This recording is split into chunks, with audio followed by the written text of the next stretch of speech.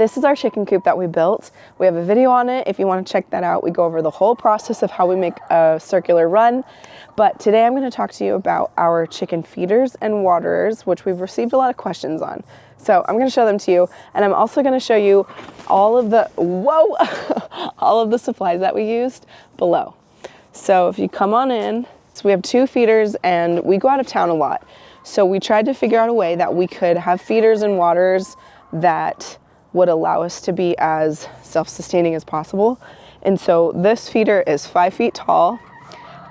This is a 4-inch PVC. This holds the majority of their food. So when we buy a bag of food, it holds a lot of food. And we attached it to these 2x4s with zip ties. So these are very sturdy. They're not going anywhere. Something that we changed up with our design is after we had made everything, we added on this cap. We cut it in half. We only needed 1 cap, and we glued that on here so that they can't scratch out any of their feed. That was initially a big problem. That was something we figured out pretty quickly after we built these, was that the food was just getting spread everywhere. So putting on these caps really helped, and they're really cheap. On the top of the feeder, we have an adapter.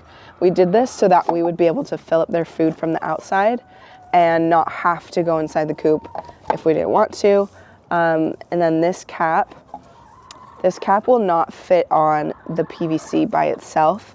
So we did an inside PVC piece, and that's how the cap stays on. I will have a diagram for all of this, so it'll make a lot more sense. But we just basically wanted it to be really easy, where we didn't have to go inside the coop and we could travel and not have to worry about feeding them for a while. So the biggest difference between our waterers and our feeders is that with our waterers, we have a cap on the bottom and we only have 1 split up here. This is just so that we can take off the cap and water them from the top if we want and from the outside. This makes it really easy to just stick a hose in there. We actually also have a drip line going into our waterer so that it's automatically filling up a little bit. But our chickens go through water pretty quickly. We're in the desert. It's been really hot this summer. We also have changed our cups. This is the first cup that we tried where they move it aside and they drink that way and the water comes out. We were having issues with it leaking because there's no nut on the other side, so it just kept leaking and leaking, and we were going through water really, really fast. So we decided to try these cups, which have worked really well. They just automatically stay full, and we haven't had any issues with them leaking, which has been really nice. There's also a hole right here in the top of this cap of the water feeder. That way it doesn't suction. This is our drip line that we have going into this waterer, just so that there's some water automatically going in there.